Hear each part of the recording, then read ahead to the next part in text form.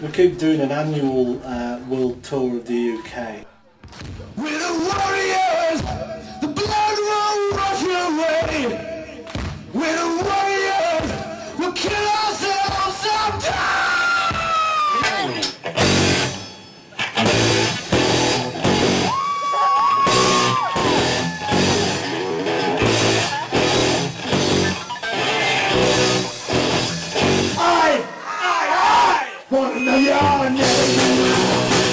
This year we ended up in some godforsaken place in Wales, and it was like playing to a festival. We were playing to the far side of this valley.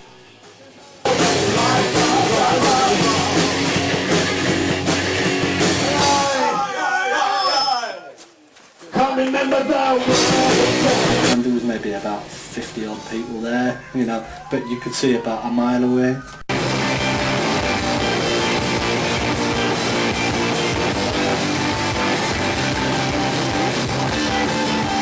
So we found ourselves down in Staffordshire, down Kidderminster, Birmingham Way, Wales. But I mean, things like the Great North wouldn't tend to be as good a fun as any today.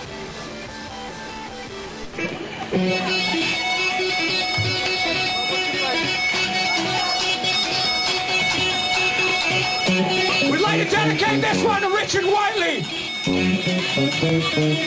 Rest in peace. And a Carol Vorderman.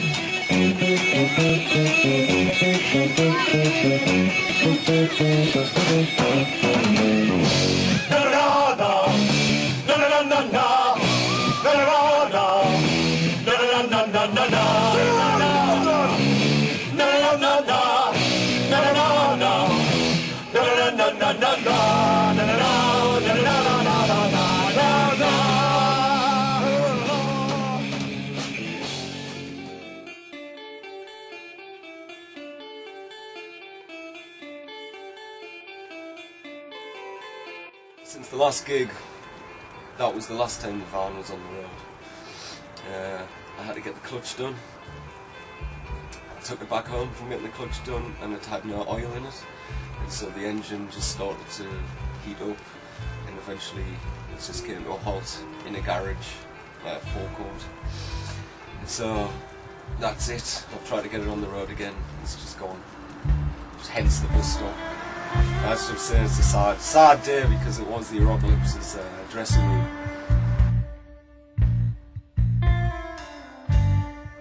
I think the majority of gigs we get changed in the van.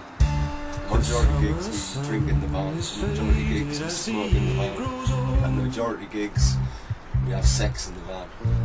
And darker days are drawing near. Here.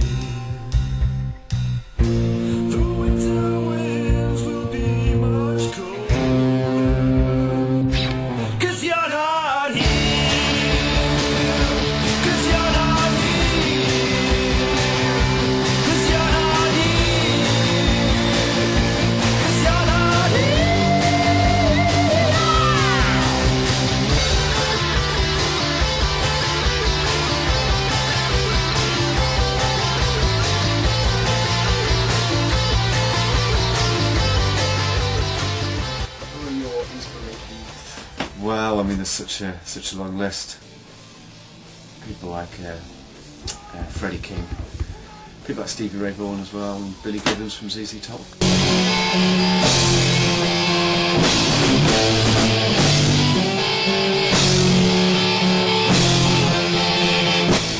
Basically, if you text and you can play the blues and you play it low down and dirty, then I'm going to like it, and I'm going to really take something from that. Apart from that, you know, it's just I don't know, just silly rock guitar players, just for their silly rock attitude and their stunt playing, which John is obviously much better at than me. He's the one who can do all the double finger crap. But I'm much more of a blues player. I just play it quickly, you know. So big into Motorhead. So they've always been a big influence on us.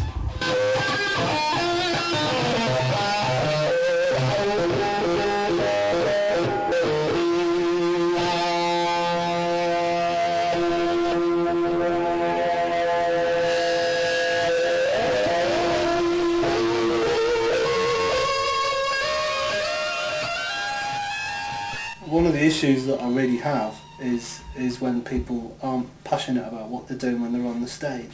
Now, when we go on stage, often I'm terrified. If I'm playing to my peers at work, for example, or people that I love are in the audience, and I'm worried about putting on a good show for them, it's important for me to do that.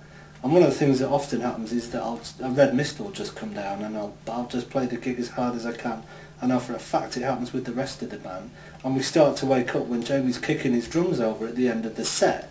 You know, when you're that impassioned, and it's the end, and you're sweating, and I finish gigs with blood on my guitars. I can't see because I've got sweat in my eyes. I'm wearing a PVC catsuit that's stuck to me and lifting.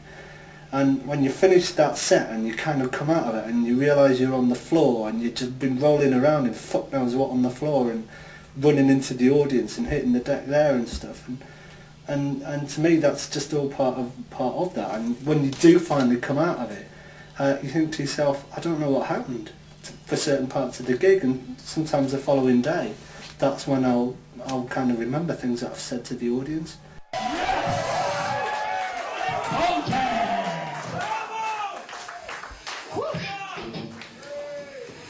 So yeah.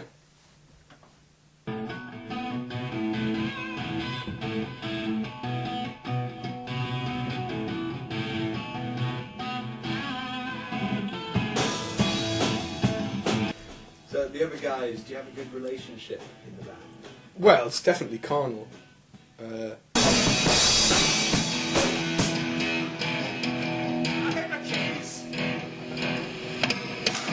No, that's it. Peace. No, they're absolutely incredible musicians. I'm very, very... People have gone to a serious note. I'm very, very fucking lucky to be playing with them because they're absolutely amazing. And they play like motherfuckers and just absolutely awesome. And I don't have to do much. I just keep beating and go for it. Like,